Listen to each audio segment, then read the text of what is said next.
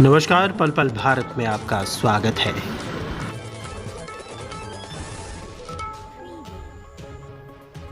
प्रधानमंत्री के जन्मदिन और सीएम के 17 सितंबर सिरसा दौरे में यूथ कांग्रेस बेरोजगारी दिवस मनाएगी।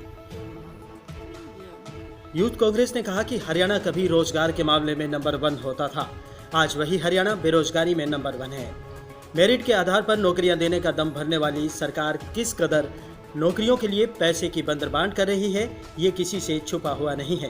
प्रधानमंत्री के जन्मदिन व मुख्यमंत्री के सिरसा दौरे पर 17 सितंबर को सभी युवा अपनी डिग्रियां जलाकर के विरोध जताएंगे। ये सारी बातें यूथ कांग्रेस के जिला अध्यक्ष नवदीप कंबोज ने स्थानीय कांग्रेस भवन में पत्रकारों से बातचीत करते हुए कही। कंबोज ने कहा कि वर्तमान सरकार कार्यकाल में जितनी भी भर्तियां हुई हैं और जितनी परीक्षाएं हुई हैं, वो सरकार की नाकामी के कारण रद्द होकर दी गई। अधिकतर परीक्षाओं में पेपर लीक कर दिए जाते हैं, जिससे सहज ही अंदाजा लगाया जा सकता है कि सरकार की नीयत में खोट है। पल पल सिरसा से सुरेश गौतम के साथ विशेष रिपोर्ट। ये आज 14 सितंबर को हमने आप सभी पत्रकार बंधुओं और बहनों को यहाँ इसलिए कारण बुलाया है क्योंकि आने वाली 17 तारीख, जैसे कि आप सभी लोग जानते हैं कि हमारे देश के प्रधानमंत्री नरेंद्र मोदी जी का जन्मदिन है उस दिन, और उसी संदर्भ में भारतीय युवा कांग्रेस हर ज़िले में ये कार्यक्रम बनाती है, उनका जन्मदिन बेरोजगारी दिवस के रूप में मनाती है। और उसी संदर्भ में हम सिरसा जिला युवा कांग्रेस की तरफ से भी 17 तारीख को यहाँ सिरसा में बेरोजगारी दिवस मनाएंगे। और जैसा कि मोदी जी हमेशा कहते आते हैं कि रोजगार और देश को तरक्की की तरफ लेकर के जा रहे हैं, और यही है कि कहाँ है रोजगार। हमें युवाओं को कहीं रोजगार नहीं मिल रहा। कोई रोजगार के नाम पर रोज़ की रोज़ पेपर लीक होते हैं। पहली बात तो कोई वैकेंसी नहीं यहाँ पर निकलती। अगर ये कोई वैकेंसी निकलती है तो रिज़ल्ट आने से पहले उसकी पेपर लीक आने की खबर आ जाती है कि पेपर ही लीक हो गया। अगर ये पेपर वो वैसे करते हैं मेरिट के ऊपर, तो फिर वो सब धांधली के साथ ये सब जगह पर सीटें भरी जाती है। धांधली के साथ पैसे की बोली लग करके लोगों को नौकरियां दी जा रही हैं, हमारे युवाओं को रोज़गार मिल रहा है तो पैसे की बोली लगा करके दिया जा रहा है।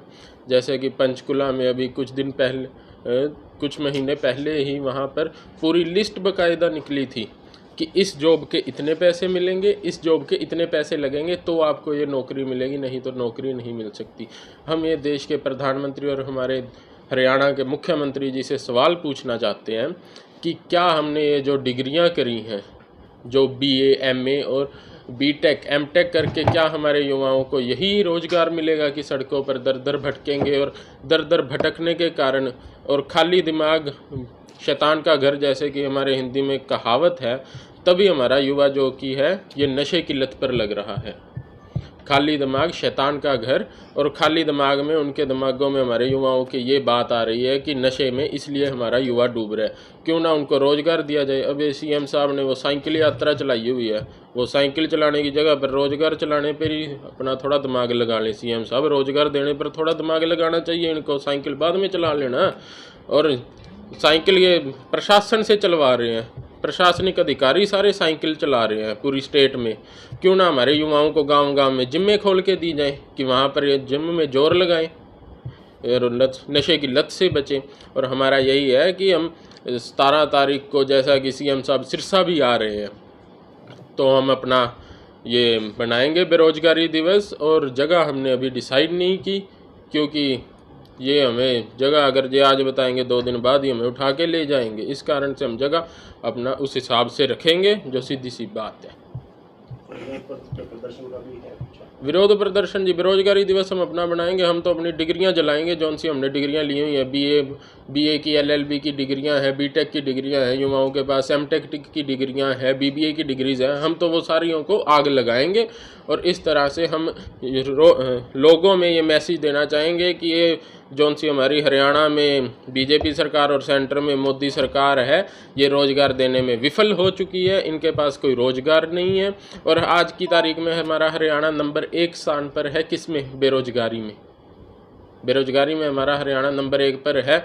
कभी हरियाणा गेमों में नंबर 1 पर होता था, और आज हमारे हरियाणा के खेल मंत्री हैं, उनके ऊपर कैसे कैसे आरोप नहीं लग रहे। उनके ऊपर क्या बुरे से बुरा आरोप उनके ऊपर लग रहा है। अगर ये इंसान में थोड़ी बहुत शर्म हो, थोड़ी बहुत इज्जत हो, तो फिर वो खुद ही रिज़ाइन दे जाता है। पर इतने ढीठ और इतनी पता नहीं कैसी मिट्टी के बने हैं ये लोग। और वैसे हमारे सीएम साहब हैं जो कहते हैं कि नहीं लेंगे, इस्तीफ़ा ही नहीं लेंगे हम, चाहे जो मर्जी कर लो। चार्जशीट दाखिल हो गई हैं, जमानतों पर है मंत्री साहब बाहर जी।